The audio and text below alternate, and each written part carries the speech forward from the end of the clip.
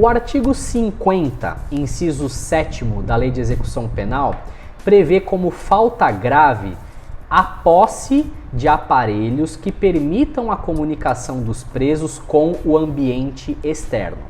Com base nesse dispositivo normativo, num determinado caso acontecido em São Paulo, a direção do presídio imputou a falta grave a um determinado apenado por ter ali encontrado entre o colchão e a cama, né, um aparelho celular. Só que esse aparelho celular ele não tinha bateria e não tinha chip, era só o aparelho mesmo. Mesmo assim, a direção ela imputou ali a falta grave e, né, requereu, no caso, a cassação do regime semiaberto, né, que o apenado estava usufruindo, ou seja, ele estaria retornando ao regime fechado. Ele recorreu, né, dessa decisão, enfim, ele entrou ali com uma medida judicial e ele conseguiu desclassificar essa falta de grave para média. Por quê? Porque, como nós mencionamos, o aparelho ele precisa estar apto, conforme a textualidade do artigo 50, inciso 7º da Lei de Execução Penal, ele precisa estar apto a proporcionar a comunicação do apenado, do indivíduo, com o ambiente externo.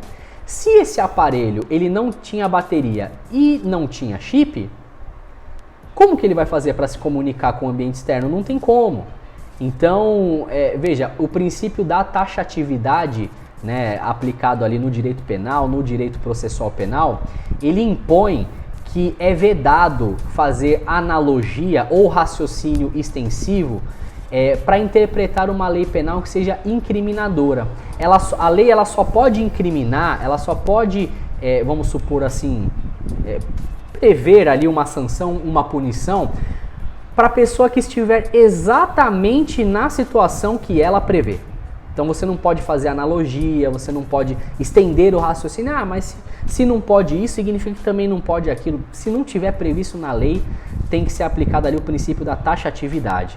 Nesse caso, esse homem ele conseguiu, né, através pegar o número do processo aqui, ó, o agravo em execução penal 0003650-61 de 2021, julgado pelo Tribunal de Justiça de São Paulo. Ele conseguiu, no caso, a desclassificação para falta média e a manutenção do regime semiaberto, né, que talvez tenha sido ali o mais importante, porque você sair do semiaberto, onde você tem diversos benefícios, para voltar para o regime fechado é uma coisa muito complicada.